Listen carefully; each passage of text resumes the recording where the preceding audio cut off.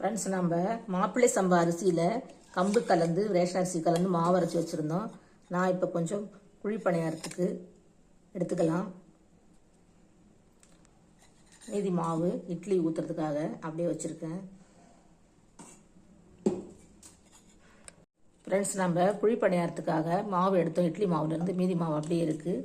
நான் வந்து குழிப்பணியாரத்துக்கு கொஞ்சம் மாவு தண்ணியாக கரைச்சிருக்கேன். கொஞ்சம் ரொம்ப தண்ணியாக இல்லை, கொஞ்சம். இப்போ வந்து நம்ம ஒரு வானல் வச்சுருக்கோம்.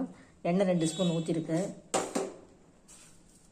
கடுகு கொஞ்சம், பெருஞ்சீரகம் கொஞ்சம், கடலைப்பருப்பு 1 ஸ்பூன்,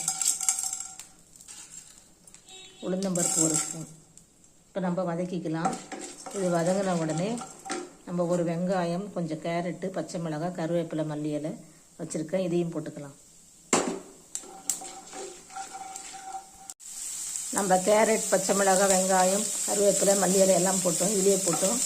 லைட்டாக ஒரு வதக்கிடுவோம். மாவில் போட்டுப்போம். இந்தளவு வதக்குனா போதும். நம்ம மாவில் கொட்டி இந்த கேரட், வெங்காயம், பச்சை மிளகாய்லாம் கலந்துப்போம். இப்போ நான் ஒரு கல் வச்சுருக்கேன், பணியார கல். இப்போ நம்ம லைட்டாக எண்ணெய் ஊற்றிக்கலாம். இப்போ பணியாரம் ஊற்றிக்கிட்டால் இப்போ நம்ம திருப்பிக்கலாம். மாப்பிள்ளை சம்பா ரேஷன் அரிசி கம்பு வச்சு பணியாரம் சூப்பராக ரெடி ஆயிடுச்சு. வாங்க சாப்பிட்டுக்கலாம்.